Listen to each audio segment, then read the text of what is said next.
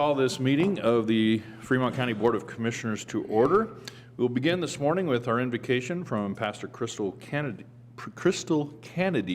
from Vineyard Canyon City. Thank you for being here. Let's rise and for the invocation and followed by the Pledge of Allegiance. Jesus, thank you for this day. God, thank you that you are invited and welcomed into this meeting. Lord, we just ask for your thoughts, for your godly plans to come to Fremont County. Thank you for the gift of commissioning, of delegating and legislating. And we just ask for your blessing and your purposes to be revealed and to come about in this land. In Jesus' name, amen. Amen. I pledge allegiance to the flag of the United States of America and to the republic for which it stands, one nation under God, indivisible, with liberty and justice for all. Thank you, Crystal. Thanks, Crystal. Roll call, please. Commissioner Grantham. Here. Commissioner McFall. Present. County Attorney Jackson. Present. County Manager Childs. Present. Planning and Zoning Director Victoria. Present. The approval of the agenda. Do we have any changes or I know of none. I move to approve the agenda. Second. Roll call. Commissioner McFall. Aye. Commissioner Grantham. Aye. Motion carries. Consent agenda. We'll make note that there's very little on the entire agenda as compared to the meeting last week. Consent agenda included in that. We are not scheduling any public hearings in this consent agenda. We'll look for a motion. Move to approve the consent agenda. Second. Roll call. Commissioner McFall. Aye. Commissioner Grantham. Aye. Motion carries. We move on to the section of administrative and informational updates for the county. First from our staff and elected officials, we turn now to Tammy Childs, our interim county manager, for the county manager report. Tammy. The only thing I have today is a reminder that we will be closed on Monday in observance of New Year's holiday. Okay. Let's go to the sales. Do we have any others from staff? Okay. Let's go to the sales and use tax report by our budget and finance officer, Sean Sutton. Morning, all. Morning. Hope you had a Merry Christmas. Very much. Very good.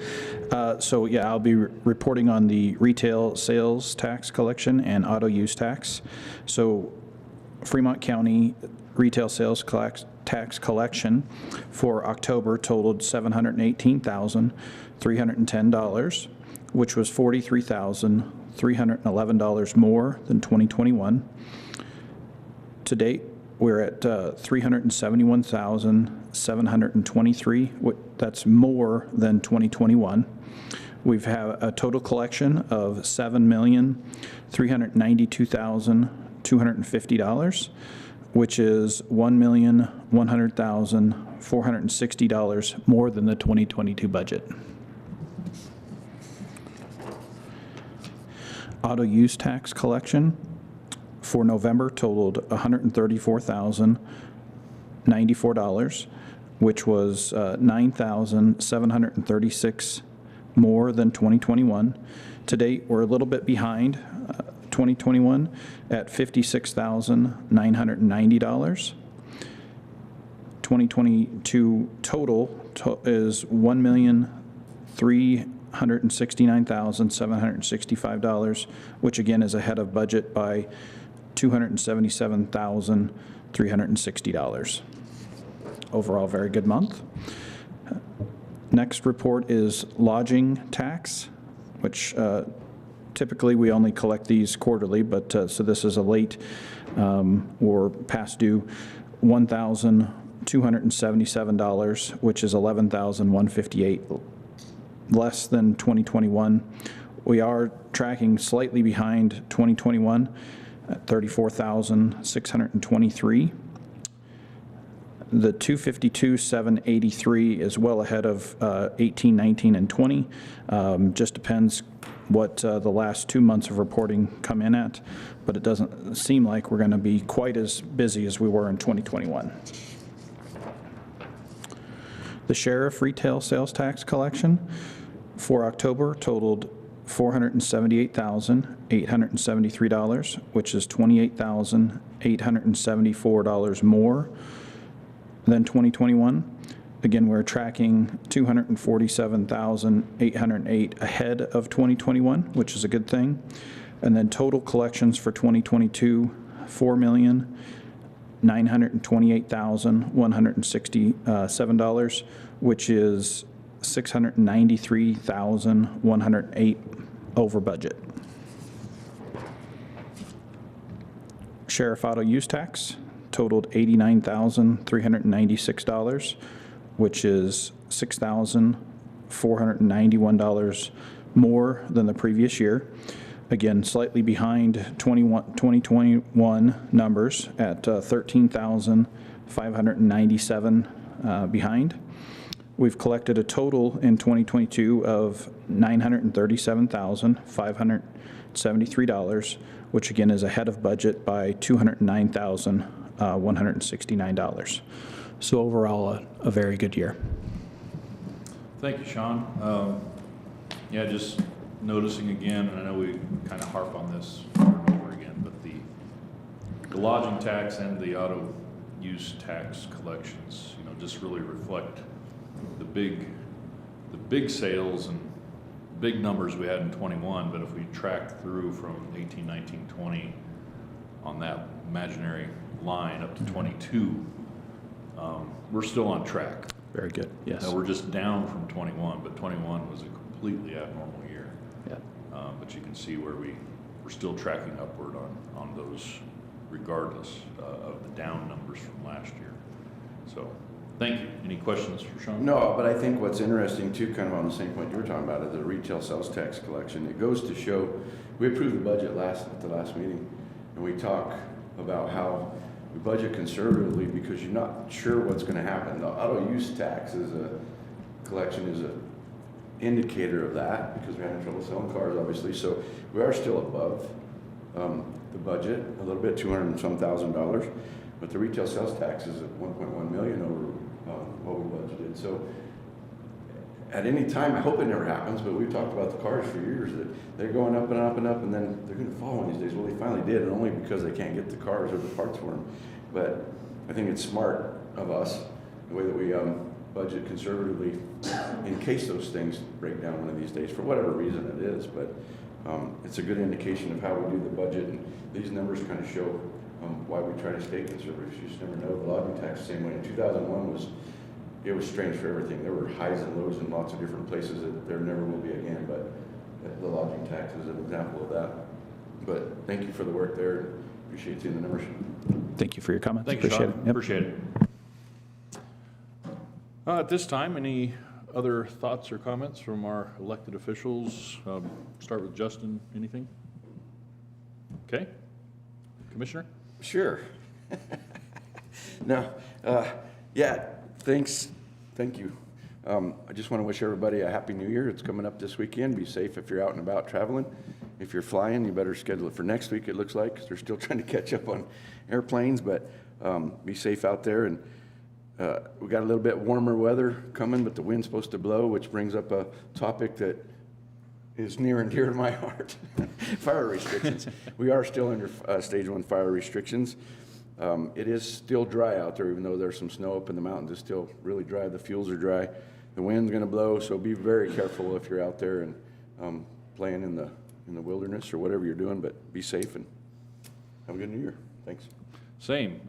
Hope everybody had a great Christmas, and we'll have a happy and safe New Year coming up this weekend. One thing I want to mention that we had talked about that we didn't get mentioned last week, but we had a very, very busy agenda last week in our Tuesday meeting. We did get to spend the week prior to that at our CCI conference up in the Westminster area of Denver. A lot of good discussions with fellow county commissioners from across the state and some of the difficulties that they are dealing with, the same things we're dealing with when it comes to, well, just everything.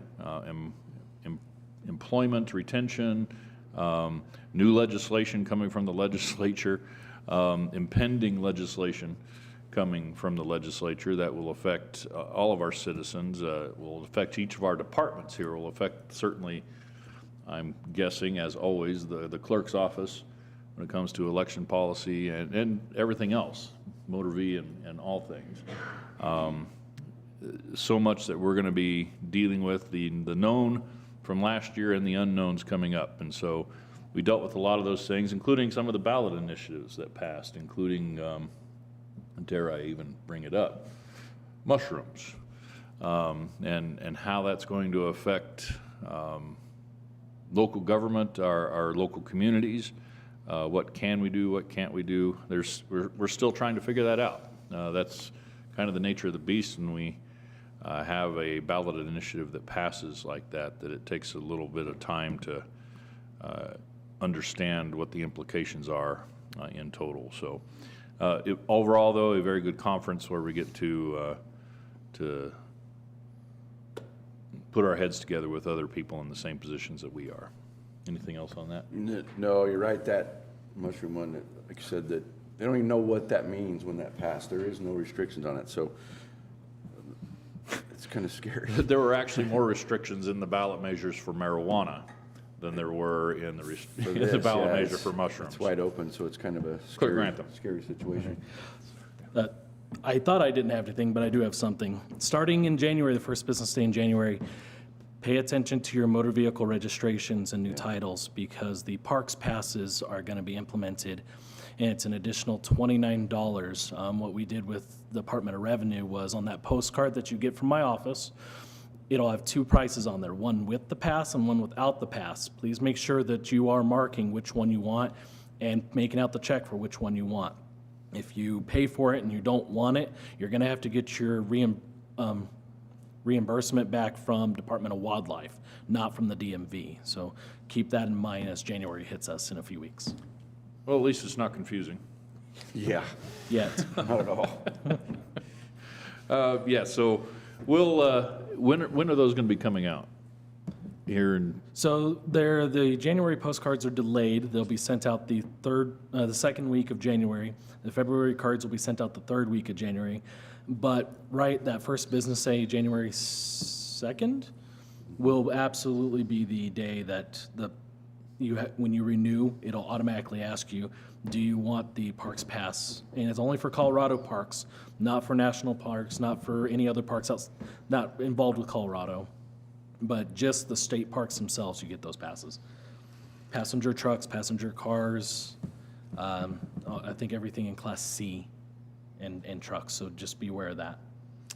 so for the millions around the world watching that have vehicles registered in the state of Colorado, those will be coming out here in the next couple weeks. Absolutely. They'll start seeing them and their renewals, et cetera. So we'll make a point at our next meeting in January to make note of that, because we'll want to make sure that folks are aware. And the enforcement is each individual vehicle, not individual people. So, and they're going to run it by license plate number. And that's how the park rangers and the police officers will get you on the side of the road. If you don't have it, they'll know right away, because it's intertwined in the DMV system. So if you own, I'm sorry. go ahead. So Justin, it's the same in your office. I assume if somebody comes in and sits down with one of the staff there to get it renewed, that they'll remind them for a little while, or how's that going to work? My intent is to remind, but how the bill reads is you have to opt out. Yeah. So if you don't mention it, and that's why it was very important to get it onto the postcards, which took about 9 months for them to figure out we were serious about that. But if you don't tell us you're opting out, you will end up paying the $29.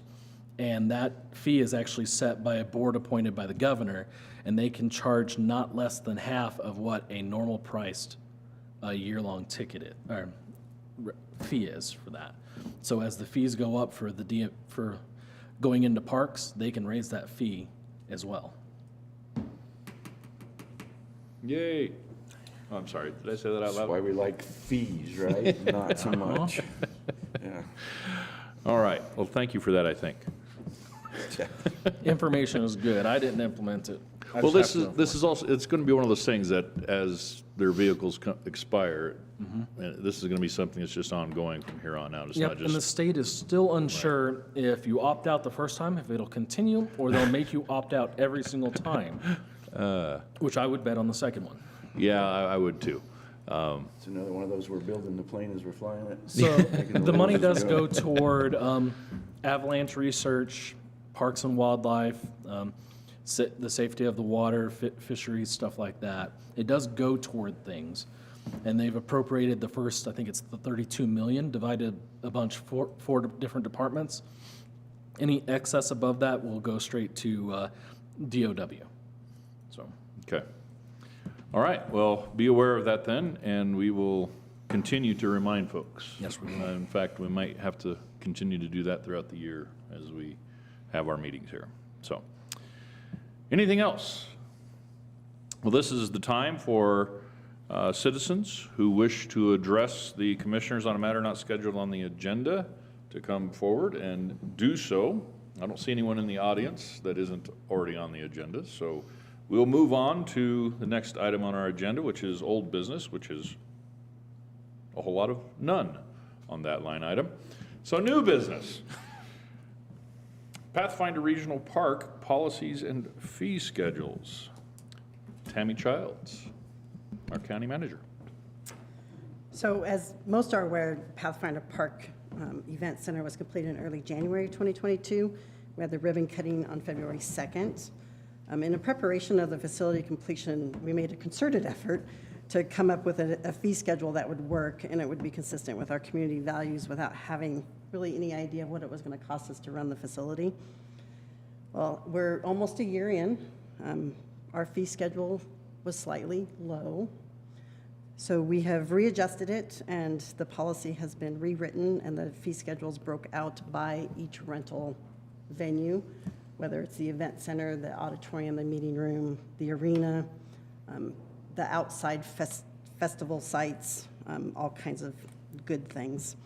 And then in addition, the community will also notice that the next phase of construction will start in the upcoming weeks. They'll see some ground movement, and that's on the covered arena that will be just east of the current event center. That's kind of exciting. It'll be an arena, a classroom, restroom facilities, and a crow's nest, or otherwise known as an announcer stand. I asked Jeremy McNeely, who is currently serving as our quasi-event center coordinator, because we don't have one right now, if he could give me an idea of the events last year. So he counted just over 100 events, ranging anywhere from, he listed them all, weddings, funerals, birthday parties, trainings, workshops, the county fair, festivals, craft fairs, concerts, dances, Christmas parties, fundraisers, celebrations of life, retreats, auctions, bull ridings, rodeos, elections, dressage, horse shows, tractor pulls, picnics, graduation parties, church camps, conventions, symposiums, prom, banquets, and a wild horse adoption. All last year. Can you say that again? I'll try to do it in one breath instead of taking a breather in between there. So that's a lot of a variety of events that was held out there, which is amazing because the facility is simply amazing. But I'm asking you guys to approve and adopt the updated fee schedule and policies. Thank you, Tammy. Anything? Yeah, I tell you what, that's a great list to hear.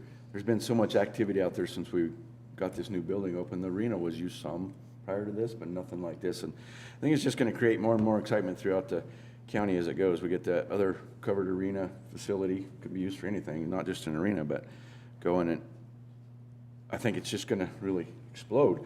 One thing I want to mention, I appreciate the work that you put in on this fee schedule. It's not easy. We were running blind this first year, as you kind of mentioned, had no idea of how it was going to go over, what was going to happen, and it was booked pretty well.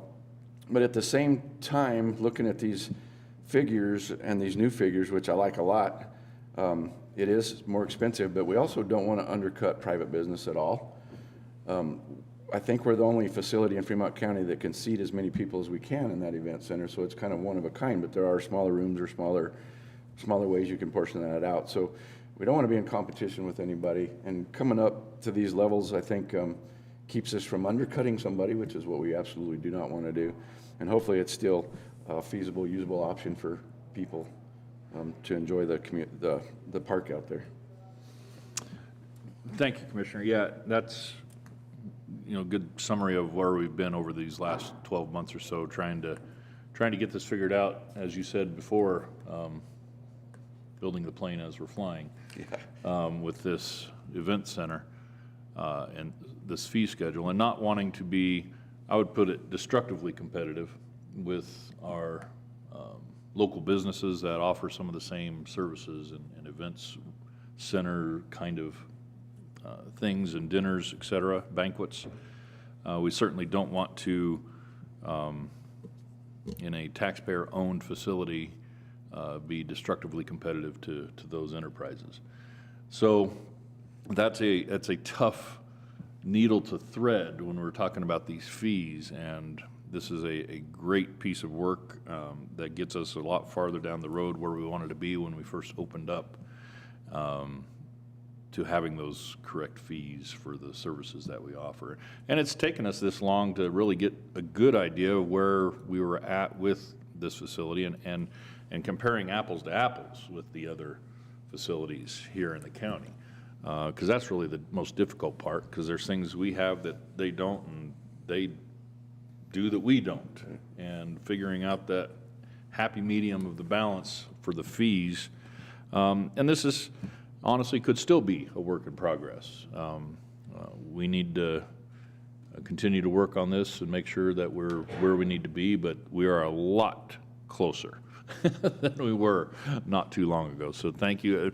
And thank you to Tammy and staff that has worked on this, because this is a great piece of work. Is this available online then? It will. Once we do it. I think there's one thing too, you kind of alluded to it a little bit, but it's almost like a living, working document. I mean, if there's stuff we have to change in the middle of the year, we're going to have to change it. So it's not completely set in stone, so to speak, but we have that ability. Okay. If there's nothing else. I have a motion for you. Yes, sir. Again, thank you, Tammy, and thank Jeremy and everybody that worked on this. Mr. Chair, I move to approve the Pathfinder Regional Park policies and fees schedule for the Fremont County side of Regional Pathfinder Park. Second. Roll call. Commissioner McFall. Aye. Commissioner Grantham. Aye. Motion carries. Very good. The last item on our agenda for new business is the Colorado Department of Early Childhood, Colorado Child Care Assistance Program, County MOU. And our representative from our Department of Human Services, Wanda Embry. And I apologize, Vicki was not able Wanda, to make it today. turn on your microphone there, please. Push that button right in front. There you go. There we go. Sorry. I talk loud. It doesn't transmit for the millions watching. For the millions of people around the world watching. Okay, so again, I apologize, Vicki was unable to make it. She's my supervisor of the CCAP program. So back when, the reason why we have a separate memorandum of understanding versus the Colorado Works is the child care is no longer under the Colorado Department of Human Services. They are their own entity now. So they are the Colorado Department of Early Childhood. So with that, it's required that we have a separate memorandum of understanding, which lines out, the majority of it is the same as the Colorado Works. Lines out a lot of the different requirements on our part and the part of the state as a whole. Normally, the Colorado Works and the child care one would both be issued in July, but there was they allowed county feedback because there was a couple major concerns as far as on the state side, because we are required to have cases processed in a timely manner, also with some of the accuracy things that they are tracking, and we have to meet certain guidelines with that. And so there's issues with the state getting new staff access Oftentimes, it was taking 3-4 months in order for people to get access. But in addition to that, before they can have that access, they also had to do the training course and follow that and be tested before we could get them access. And the state was only offering 1 or 2 training sessions per year for statewide for all the staff. So that, of course, causes issues with timeliness, accuracy if the staff aren't getting trained correctly. So they did allow for some of that in this memorandum of understanding, allowing that if there's an issue like that, they will not hold the counties responsible. So that was really important on the counties to have that input with where we were going with that. The biggest changes overall, again, it's the same. We're transitioning to Department of Early Childhood. We're also the statute reference and language, putting the correct language in there, removing all the Colorado work-specific details, and then including the performance measures for timely processing and case accuracy as well. And all the programs are doing that now, and they will give us reports. We will be able to see exactly where we're at with timeliness, where we are with accuracy. Vicki, the supervisor, she does an excellent job. She attends all of the meetings, so really staying on top of any of the changes, and we work really hard to really stay on top of where we need to be. And then again, additional feedback, which can be ongoing at times as well if the counties have feedback. So this particular one actually starts in January. The MOUs are 2 years. So in July of 2025, then we will have the new CCAP one as well as the new Colorado Works. Again, everything is pretty much the same. We will follow the eligibility rules. We won't deviate from those rules.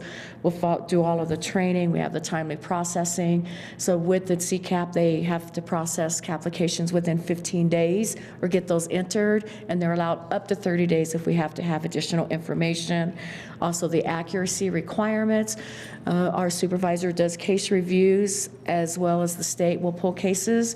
And just this last week, Vicki was on a call with the state because they did a re-review of a case she's reviewed, and she was, they were very happy with and pleased with her, what she did with that, because some of the notes, she had good details, good notes, and didn't miss anything that could cause a problem with eligibility. So that makes me really proud, because she really works hard, does a really good job.